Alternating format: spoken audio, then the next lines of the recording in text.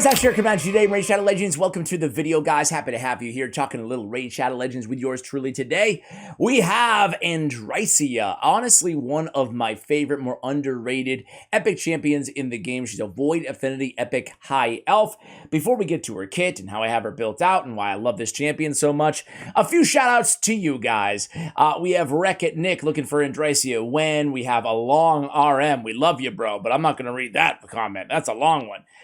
Looking for Mattis, looking for an Andryssia as a budget Necret option. Absolutely. Great use case too. Taragi, please. Andryssia. We'll do Taragi soon. Andryssia win, Andryssia win, Andryssia win, Andryssia win. We got it. How you doing? I'm hoping to get an Andryssia, a micro Necret. Absolutely. So yeah, we can definitely talk about her in that regard in terms of the arena for sure. So Gamescape, shout out to all of you guys who keep coming with the requests here on the channel. I really appreciate you guys. It really does mean a lot. She's not just a mini Necret. She actually has a lot more to her than even Necret in some regards. I'm not saying she's better than Necret. I'm just saying she's a lot different, and she has one similarity on that passive as well. So let's talk about her. On High Elves, again, she is Void Affinity Andryssia. She looks super cool. Like, aesthetically, I mean, look at this shield. The armor is amazing. I love this. What is this? A neck guard? A collar guard? I don't know. I'm really bad at my armory terms, but whatever it is, it looks really cool. I love a little bit of a, I don't know, like a cyberpunk hairdo feel. I love the aesthetics of Andryssia. Really, aesthetically, she's one of my more favorite epic champions out there. She's got a little bit of kind of the same armor, if you will, of a, where the heck are Vergis? Right here. Maybe a tiny bit, you know, some similarities, right? A little bit there, but either way, I really love the aesthetics on this champion. They knocked it out of the park as they normally do. She's a defense-based champion, 102 base speed, 1288 defense, a little bit over 18k on the HP. On her A1, she has a decreased crit damage. I'm not a massive fan of decreased crit damage, frankly. It's better than nothing, but, you know, crit rates on bosses are already going to be around 15% anyway, so it's not going to be happening that often. It's not a high enough land rate. It's not bad, but it's not like a dependable for PvE. And in the arena, I mean, it's not much of a damage mitigator, but, you know, again, it's better than nothing. But Mind Prison is where things start to really get interesting for this champion. She attacks one enemy. She's got a stun for one turn if the target does not have any buffs. If they do have a buff, she has a 2-turn stun. The only epic, I think, in the entire game with a 2-turn stun capability. Locking somebody out for 2 turns in the arena, especially, or anywhere else for that matter. You know, the Man-Eaters, the Valkyries, the Siphi, whoever, whatever annoying champions you're struggling with in Faction Wars and Doom Tower Waves, but also in the arena. I mean, it's a great neutralizer, and nothing's more annoying than being on the other side of a 2-turn stun. Like, losing 1 turn sucks. Losing 2 turn just feels unfair, so it's a great ability. On the A3, Pointed Justice, another fantastic ability. Attacks all enemies, 100% chance of decreasing the duration of all enemy buffs by 2 turns. Let's face it, 2 turns is the duration of, what, 95% of buffs in this game? So essentially, this is very close to a all-out buff strip ability on a 3-turn cooldown, which is fantastic. Also, increase the duration of all increased defense buffs on all allies by 1 turn. It seems like kind of a rather strange ability to have, but first off, she has that on her passive. And then on top of that, as long as you have any increased defense champion on your team, as we spoke about with 2 turns being the standard in Raid Shadow Legends, think about it. I mean, any increased defense buff, she goes, and boom, you're going to be able to have that buff up there almost all the time on all of your champions, which is so cool. Passive, the mini Necret, here's where it comes in. Heartstrong.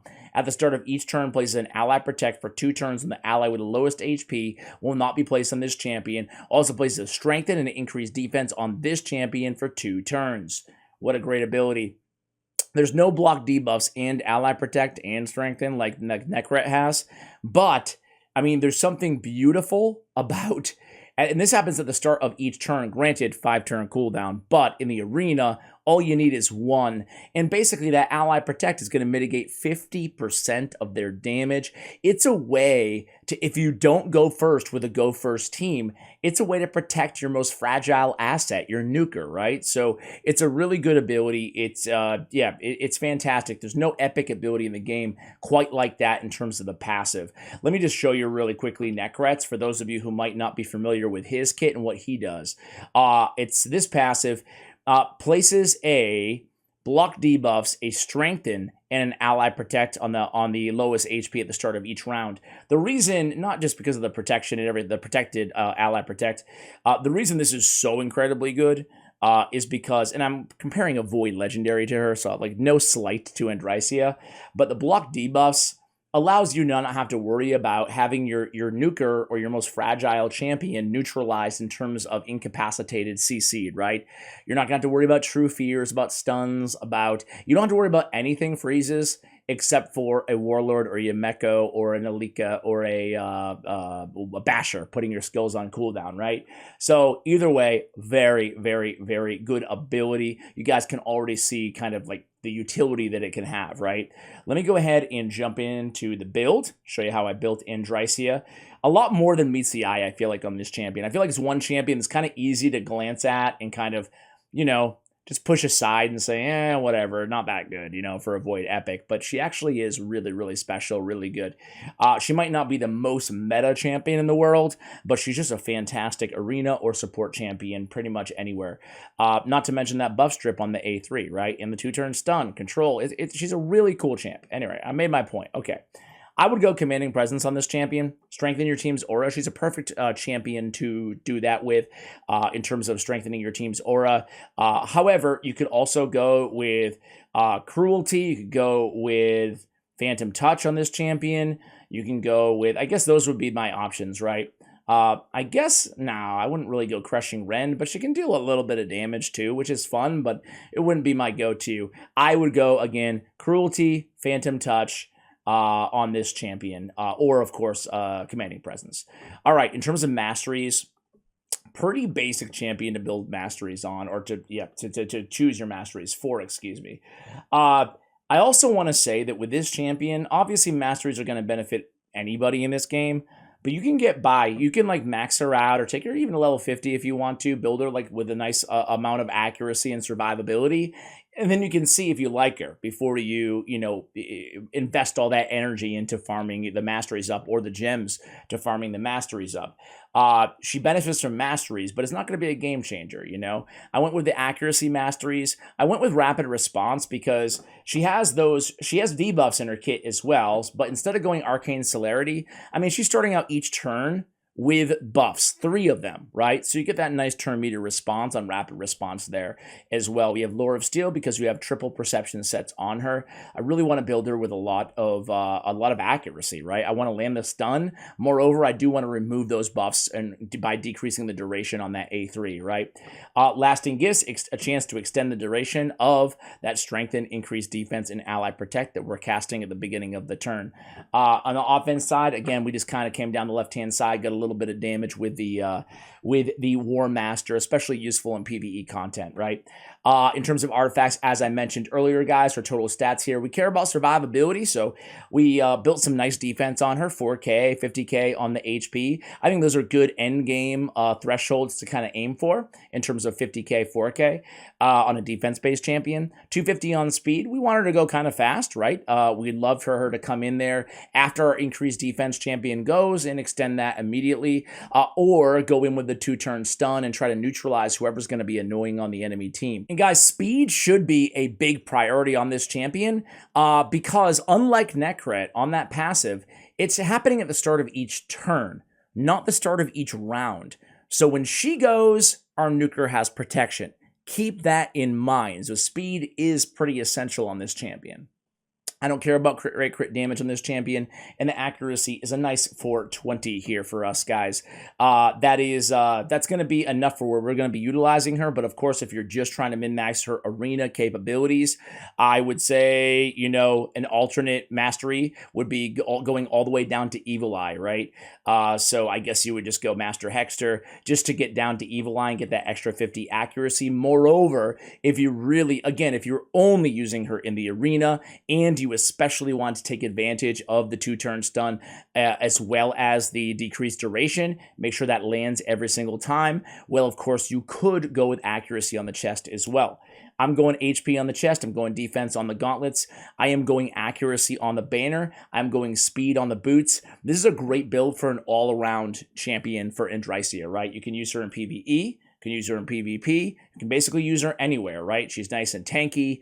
She's not like sky-high accuracy, but she's still going to get the job done more often than not with 400 and whatever accuracy that I have on her. So I don't have everything glyphed out even on this build. I have good artifacts, but not insanely good artifacts. And I could obviously go in there and really min-max with Ascension and everything as well. So there she is, guys. That is Andryssia. Love this build on her. I think Perception is the way to go. It increases her speed, it increases her accuracy, both of which are incredibly valuable on this champion. Let me go ahead, guys, and take her into a Doom Tower battle. Then we'll take her into the arena for a quick spin as well. But I saw this Secret Room 8 is defense, base, epic champions only. Well, that's perfect for her, right? So already we're getting some utility out of her. She has no aura, so keep that in mind.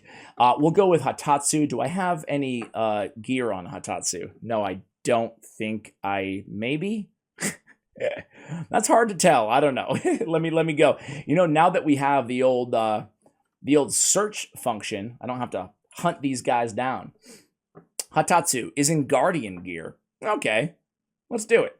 Hatatsu does have a defense in all battles, so I love that. Plus, my man Hatatsu, he's coming in with the increased defense on a 3-turn cooldown, but it lasts for, you guessed it, 2 turns. What does that mean? We can come in there and make sure that lasts for 3 turns instead, vis-a-vis her A3, which is nice. We'll put in Grush the Mangler. We'll put in Tyrell as a debuffer. Who else should we throw in here, guys? I would really want to put Hoskarul. I want to do a guide on this dude. I actually don't have, I have him like max, but I don't have any gear on him. Do I have anything on Morag? Yeah, I do. Let's run Morag. Wait, how slow was she? 169, Ash. What in the world is going on here, dude? How am I... okay, do I have gear on? Okay, just a banner missing. You guys don't mind, right? If I go in there and throw a banner on Morag? I really love Morag. I've done a guide on her already. She's just, I don't know, she's not the best champion in the entire game or anything like that, but I just have a soft spot for her. I think she's like such a cool champion. If you have her, congratulations. She's really cool.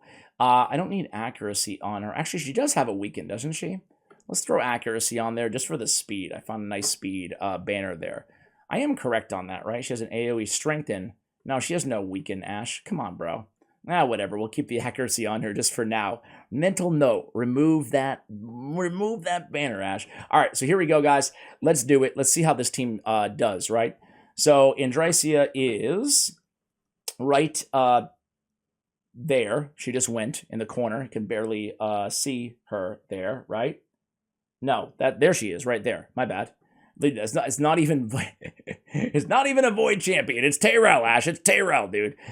So she's already went already, right? Now she led off with that A3, which is interesting. There wasn't any need. Let me redo that, guys. I just want to see. Does she auto into her A3 even if there's absolutely no use case for it? Yeah, she does.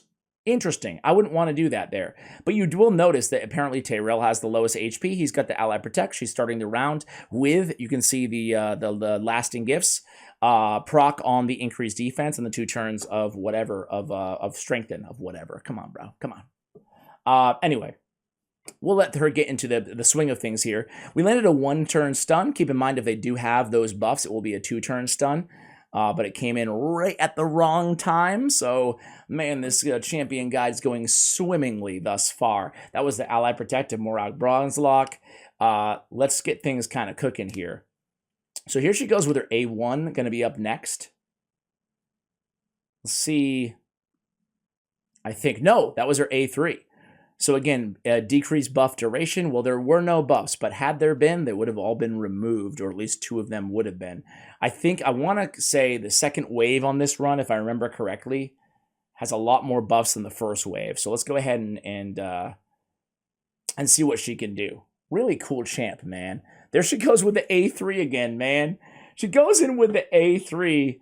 I really don't love that she goes in auto A3 every time if there are no buffs up on the enemy team, because we really want that for when they do, especially this squad with the whatchamacallit. I mean, look at how annoying this squad is with 2 Skull Crushers, a Crimson Helm, Akoth the Seared. I mean, it's an annoying wave. But in 2 turns, we'll be able to come in here and get rid of all that baloney, right? Block damage. We got unkillable. All the annoying buffs we would have loved if we didn't have it on auto to just simply go in there now and remove everything, or a lot of them, right? So let's see. She's gonna go next. Or I should say on her next turn. Is she gonna have that A3 up? Let's see. I lost count. Okay. Grush, stay alive, dude. Stay alive, bro. Okay, here we go. Let's take a turn. All those counterattacks are really slowing, really cramping my style here, man. Come on. All right, here we go. Look at all those annoying buffs, right? Moreover, look at my team, right? We only have 1 increased defense up, but we will extend that duration, which is nice, right? I guess better than nothing. So you can see the enemy team. Boom. I waited all that time to show you that one thing. But look at, I mean, they can have, it's 2 turns, but obviously it applies to all the buffs. So they could have, I don't know, 10 buffs up on every champion, right? And they'd all be gonzo, which is really nice. I think you guys kind of get the point of what she brings to the table. Fantastic against champions with buffs, right? So any go second team in the arena. We're removing all those buffs. At the same time, we can come in there in 2 turns stun, especially if somebody, resists or whatever, right? Hopefully we can get in there again and, and get that stun to land instead. We get a second go round at it. Anyway, guys, or if they get buffs, subsequently after she uses the A3, we can go in with a 2-turn stun, which is a better use case. All right, guys, I'll show you the stats at the end of this run, but let's go to the arena after this. So be right back. All right, guys, so not too bad, man. 432,000 damage. Well, not exactly. A little bit more than Tyrell. Dude, she outdamaged everybody. Like, that's pretty crazy. She outdamaged everybody, and she didn't even have, 100% crit rate. God, that's actually pretty dang impressive. I was not expecting that, honestly. That's really cool. That's Morag, Tyrell, Grush, Hatatsu. Frankly, all these champions are not that bad when it comes to damage for defense-based champions. Wow, I'm really impressed by that damage there. So, man, she can, for a defense-based kind of supporty-ish control champion, she can definitely pack a punch too. That's pretty cool. Wow, I'm impressed, man.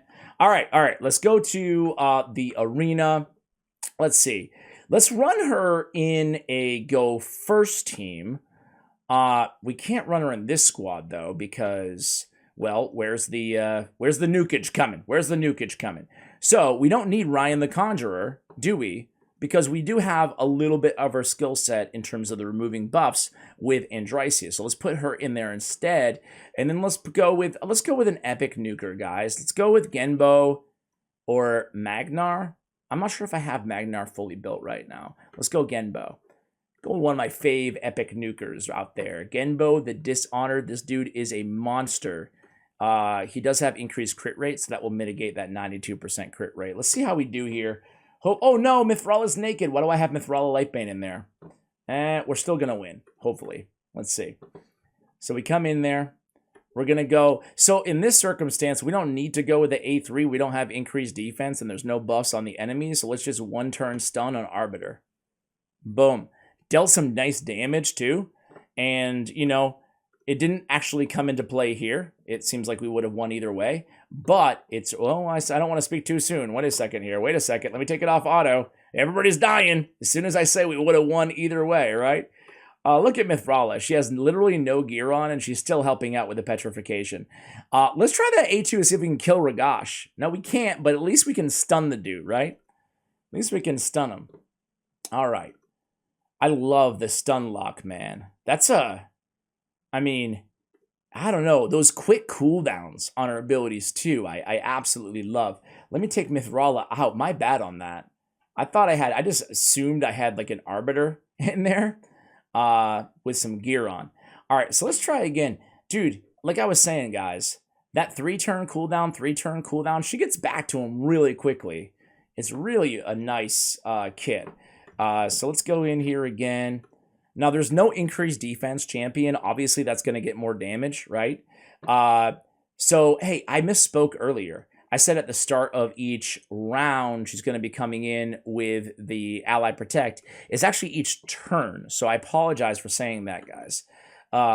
Nice damage, nice stun. But you saw in that last sequence there, I obviously misspoke when I said that earlier, so I apologize. Come in here, reset cooldowns. We're dealing with some Mithrala pain right now, but hey, you know who I don't want to go and revive everybody? I don't want Arbiter to go. So let's go in there and stun her. 2-turn stun, but the cleanse came down. That was a bummer. That you can't do anything about. The cleanse coming in, I wasn't sure if Mithrala had it up or not. But let's get rid of all these buffs. Let's do that. Mithrala, of course, gonna deny or gonna resist everything because of that crazy resistance that she does have. All right, let's see how we can do here, guys. I don't know. Okay. Come back in here, take that extra turn, get a turn meter boost. It looks like she's probably going to be toast. Andryssia, yep. That's a bummer. But we killed Nishak, that's good. No revive up for Arbiter, that's good. Genbo's going to finish her off, that's great. And it looks like we'll pull this one off. Let's go in. So now I take it back. We do want her fast, so she can take a turn and protect our squishiest champion, a la Genbo the Dishonored, who is the star of the show in this match, right? Let me go ahead and check that out again. I was, again, in my mind, I was thinking, I want to go against a Go second team so we can remove all those buffs, right? In my mind, I was thinking, again, with Necret, at the start of each turn, not at the start of each round, Ash. Come on, dude. Come on. All right. So we do want her fast. That way she can trigger that ability, right? I'll probably go in there and try to remember to edit that out. All right, let's go in there and stun UDK. Fantastic. I don't think I can nuke them all down right now. So I think instead I will just A1 on Ultimate Death Knight. Get rid of him. And then who do we want to wake? I don't want to wake up anybody. I want to turn meter boost instead. Reset cooldowns. Come in. Now I want a 2-turn stun Duchess. Or 1-turn stun, excuse me. No buffs up, obviously, on her. And then I mean, we got a couple sleeping revivers. Let's just try. Do you think we can one-shot Harima with the A1? Let's try it. Oof. Close. Close. I'm still feeling pretty good about this. Can come in here. I can get another speed boost on that A4. I'm going to just come in, and I'm going to try to... Do you think she can kill Harima? Oh, yeah, she can. Oh, yeah, she can. Now we're ready for the big nuke. Boom. Okay. It wasn't that big. A lot of damage mitigation with both Pythion and Duchess's passives, right? You guys know that already, obviously. No choice here but to go after Duchess. Wake her up. Now, I think I want to save that A3. I don't think it's going to be enough damage to kill anybody, so I'd rather reduce turn meter, go in with the A1 instead, right? Let's come in here, turn meter boost, Genbo. It's not going to matter, unfortunately. We'll kill one of them at least, right? Now, oh, it is going to matter. This is a perfect battle, guys. Boom. Stun. No revive. Oh, beautiful. This is a beautiful battle to end this video off on, guys, because because, I mean, we took down an incredible team, right? And Andryssia was pivotal. It's not like she was a throw-in or an add-on, right? UDK, Harima, Duchess, and Pythion, that's a very tanky team. We were able to control that match through the sleep on Kymar and the stun on Andryssia. Very, very cool. Guys, thank you for watching this guide. I hope you enjoyed this champion. I love Andryssia, really cool champion. Again, hopefully it's giving you a little bit of respect for her. Much love, and as always, take care, guys.